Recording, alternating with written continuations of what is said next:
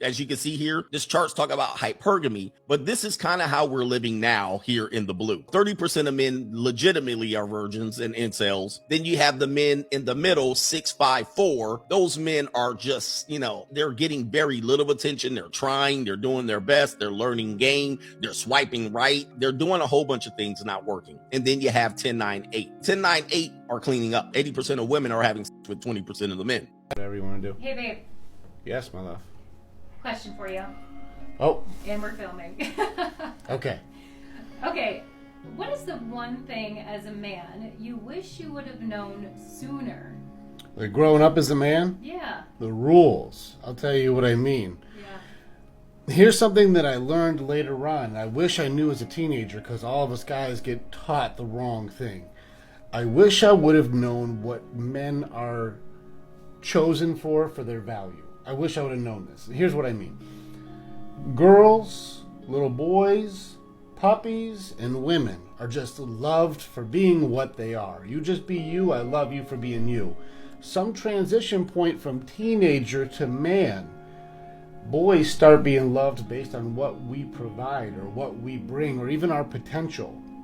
This is why girls fall in love with guys who are like, I'm going to be a rock star, or I'm going to be a doctor, or they're in college and I'm going to be a whatever. The potential is even attractive. I wish I would have known that we're loved for what we provide, not just for being us. And it's a false expectation that we give to others, but others don't give to us. When a man pursues his dreams, his goals, his vision, he has a mission in life, that's attractive.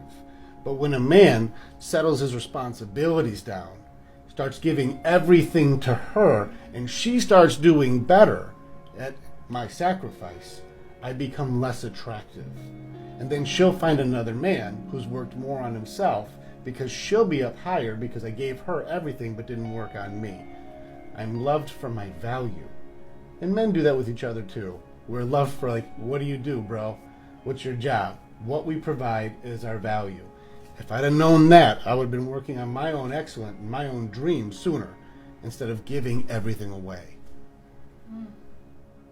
Let's discuss the complexities of hypergamy and the market. However, this will cover the little details of the market, the male versus female strategy, and some very uncomfortable and cold-hearted truths about what hyperemia is in open hypergamy. Let's start by discussing the male sensual strategy. Easy to understand.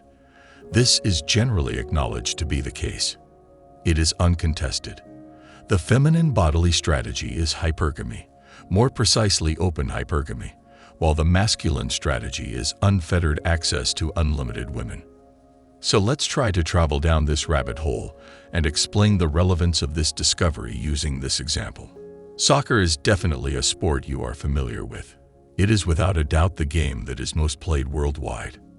As a result, the soccer field has two goals, one at each end. Consider the soccer pitch to be a marketplace where individuals are involved.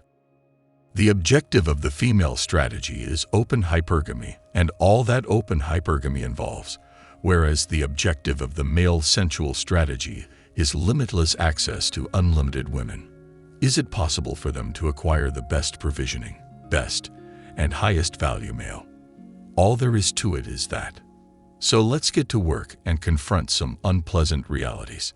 Now, the talk normally starts with her when you enter a relationship, get married, or start dating for a long time. Where do we stand, or something like, is what she'll say. What's the point of all this? Do we exclude each other? Additionally, you both concur on a facilitated agreement outlining how the partnership ought to run. Here's the situation. Both men and women must give up their sensuous techniques if they wish to maintain a monogamous relationship. According to all indications and the terms of the agreement, the man must therefore give up his sensual plan, which is of course limitless access to unlimited. She would have to give up open hypergamy in order to practice monogamy, the female sensual strategy. Here is the difference.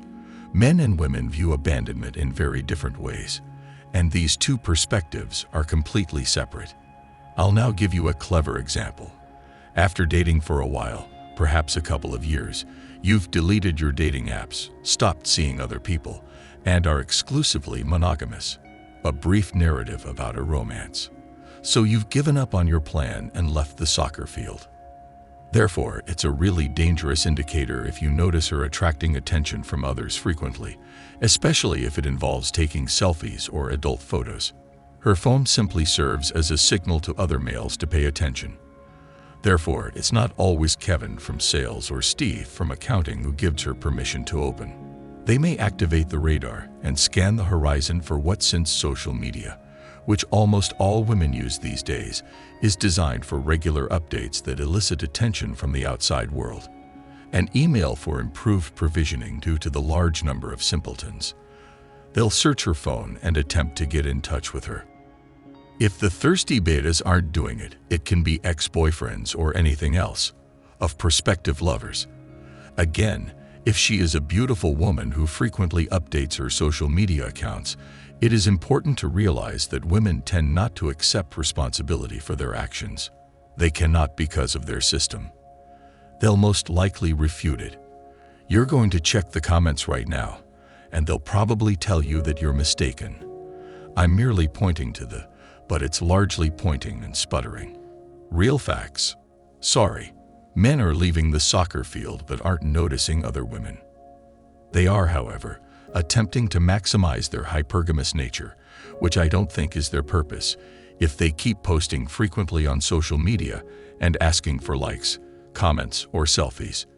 Because of the nature of women, I don't think they're doing it on purpose. Rather, I think they're doing it accidentally.